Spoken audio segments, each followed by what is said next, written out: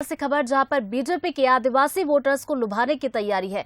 तो मानगढ़ में शहीदों को याद में धूल वंदना कार्यक्रम किया जाएगा। तो वहीं अमृत महोत्सव में 27,000 से ज्यादा आदिवासी शामिल होंगे। तो पीएम मोदी मंगलवार को आजादी के रणबांकुरों को नमन भी करने वाले। यही नहीं, राजस्थान, गुजरात और मध्य प्रदेश के लोग श्रद्धा सुमन अर्पित करने वाले हैं। तो बीजेपी प्रदेश अध्यक्ष वी डी शर्मा का इसको लेकर बयान भी आया। उन्होंने कहा कि ऐसे कई बलिदानी हैं जिन्हें भुला दिया गया।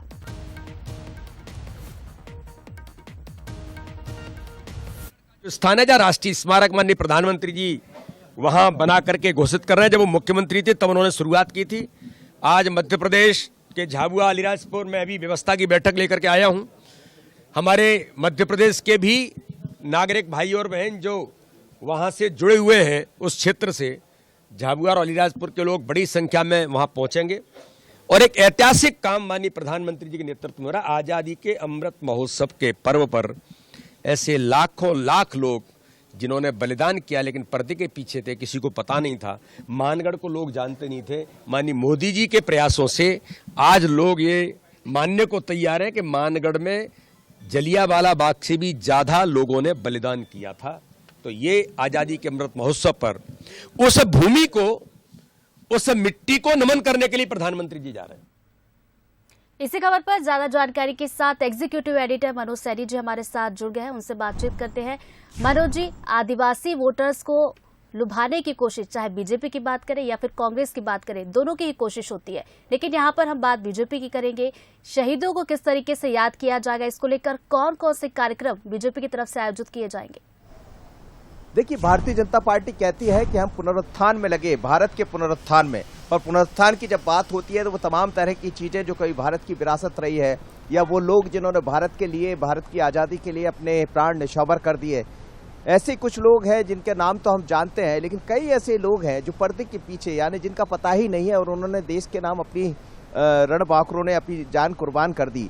तो ऐसे करीब 1500 से ज्यादा लोग हैं जो मानगढ़ में शहीद हुए थे।